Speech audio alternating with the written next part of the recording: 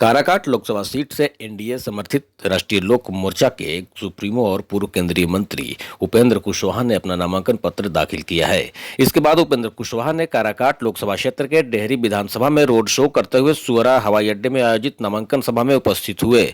उपेंद्र कुशवाहा के नामांकन सभा में बिहार भाजपा के प्रदेश अध्यक्ष मुख्यमंत्री सम्राट चौधरी, उप मुख्यमंत्री विजय सिन्हा, जीतन राम मांझी, चिराग पासवान, जदयू के राष्ट्रीय प्रवक्ता केसी त्यागी, मंगल पांडे, श्रवण कुमार, रामनाथ ठाकुर सहित एनडीए गठबंधन के कई दिग्गज नेता शामिल हुए। सभा को संबोधित करते हुए सम्राट चौधरी, विजय सिन्हा, चिराग पासवान और जीतन राम मांझी ने इंडिया गठबंधन पर जमकर निशाना साधा है। एनडीए के नेताओं ने कहा कि प्रधानमंत्री नरेंद्र मोदी के नेतृत्व में देश का चहुमुखी विकास हो रहा है और विश्व के मानचित्र पर भारत एक अपना अलग पहचान स्थापित कर रहा है। एक बार लोकसभा चुनाव में 400 से अधिक सीटें आने दीजिए, उसके बाद नरेंद्र मोदी देश को और आगे ले जाएंगे, जिससे इंडिया गठबंधन के नेताओं में खलबली मच गई है। वहीं एनडीए नेताओं ने राजद और कांग्रेस को एक परिवार की पार्टी की संज्ञा दी। कहा कि इन लोगों ने बिहार में सिर्फ जंगलराज, गुंडाराज और भ्रष्टाचार को बढ़ावा दिया था, इसलिए बिहार की जनता फिर से देश में एनडीए की सरकार बनाने का मन बना चुकी है। वहीं एनडीए नेताओं ने काराकाट से एनडीए के उम्मीदवार उपेंद्र कुशवाहा को वोट देने के लिए जनता से अपील भी की है।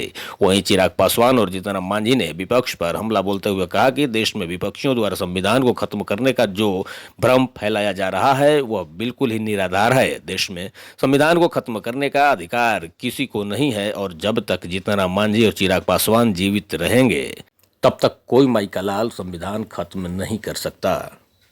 एक चीज सिर्फ आश्वस्त कर आज जा रहा, फिर यदि जरूरत पड़ेगा तो भाजपा का एक कार्यकर्ता आपको जिताने के लिए घर घर तक घुसेगा।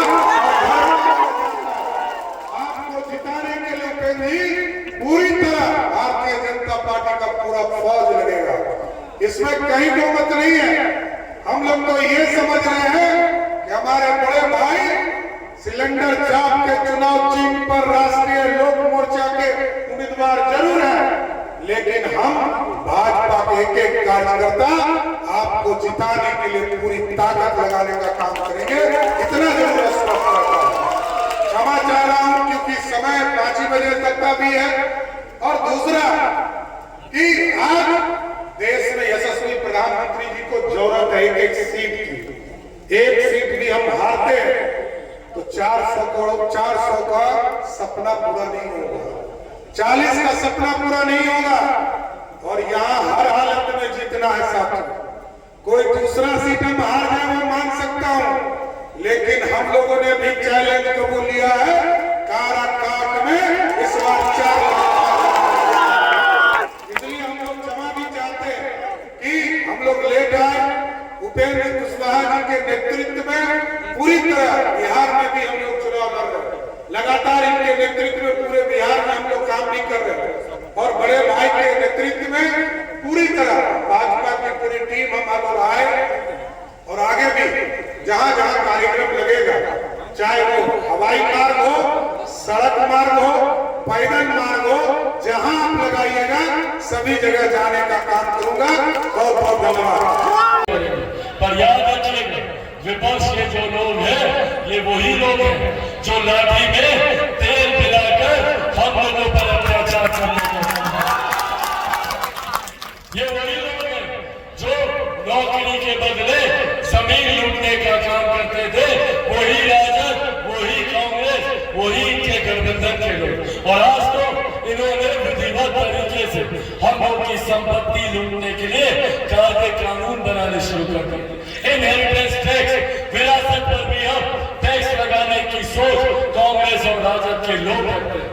और ये लोग चाहते हैं कि आपकी संपत्ति, गरीब किसान की छोटी जमीन या गरीब मजदूर की संपत्ति या माताओं बहनों का जितना जेवर जायदाद है उसका 55% हिस्सा विरासत टैक्स के नाम पर कांग्रेस, राजद और इनके गठबंधन के लोग अपने खाते में जमा करने जाते हैं।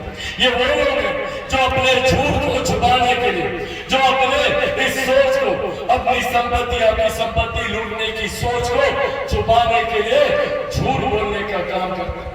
आज ये लोग जगह जगह जाकर बोलते हैं कि संविधान को खतरा है, जाकर बोलेंगे आरक्षण को खतरा है तो कभी बोलेंगे लोकतंत्र को खतरा है। ये लोग लोकतंत्र की चिंता करेंगे जिन लोगों ने सन 75 में आपातकाल लगा के सही मायनों में लोकतंत्र की हत्या की।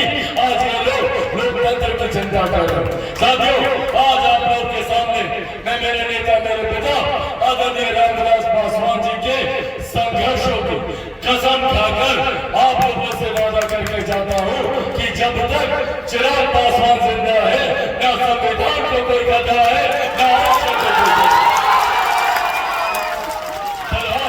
खतरा है ऐसे लोगों से जो अपना हक, आपका अधिकार लूटना चाहते हैं। कई और लोग भी आजकल मैदान में आए हैं, प्रयास कर रहे हैं कि आप लोगों का दिल जीतेंगे।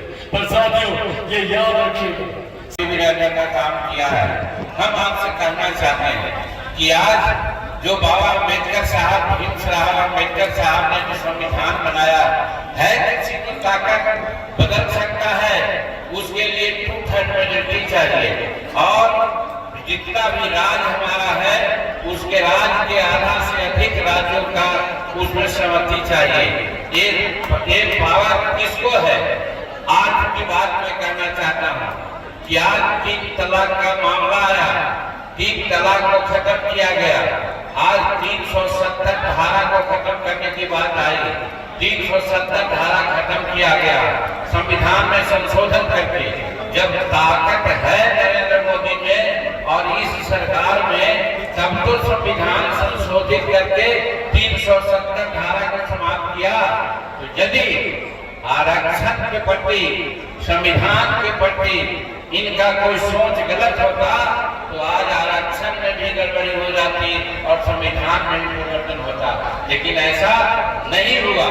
इसीलिए बार बार प्रधानमंत्री कहा करते हैं और हमारे अमित शाह जी गृह मंत्री कहा करते हैं कि जब तक एनडीए की सरकार है, जब तक नरेंद्र मोदी है, जब तक अमित शाह जी हैं, और फिर हम लोग भी कहते हैं कि जो हम लोग से 50 के नेता हैं, जब तक है इस धरती पर हमारे आरक्षण को कोई हाथ नहीं लगा सकता है। ये मैं कहना चाहता हूँ आप लोगों से। इसलिए धर्म की बात करते हैं, हाँ आरक्षण की बात जो वो करते हैं लालू यादव पर हमको समझ में आती है। वो ठीक आरक्षण की बात करते हैं कि जब अपने मुख्यमंत्री से हटे तो किसको मुख्यमंत्री बनाया? अपने पत्नी को। और जब उनकी पत्नी मुख्यमंत्री से हटने की बात आई तो किसको उप मुख्यमंत्री बनाया? अपना बेटा को। उसके बाद फिर जब हुआ तो किसको मंत्री बनाया? एक बड़ा बेटा को, जो अपना बेटा अपनी पत्नी के साथ इस प्रकार का व्यवहार किया है कि एक बेचारी विदुषी लड़की आज वैधव जीवन व्यतीत कर रही है, ऐसे को मंत्री बनाया। फिर रामकृपाल यादव के हाथ से जब हार गई उड़ीसा उनकी बेटी, तो उनको राज्यसभा का मेंबर बना दिया। और आज फिर आप देखे होंगे कि छपरा से एक सिंगापुर में रहने वाली उनकी बेटी है, वो आकर के लोकसभा का चुनाव लड़ रही है। तो कहने का मतलब आरक्षण तो वो दे रहे हैं और वो चाहे गड़बड़ी कर रहे हो या दे रहे हो, या आप लोग इंसाफ करना है।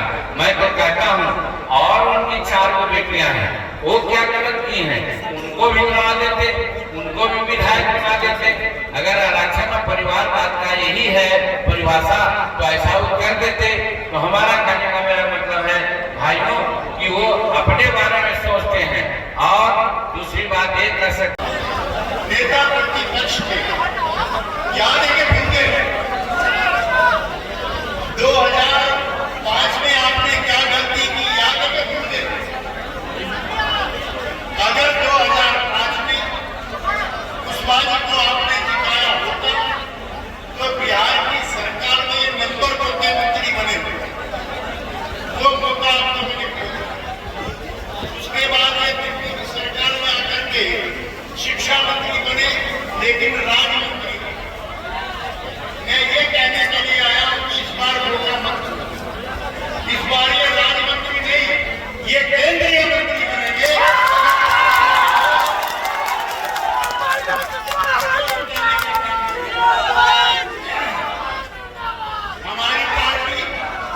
हमारी पार्टी जनता दल और कुशवाहा जी की पार्टी भाई भाई है, क्या करते नहीं भाई भाई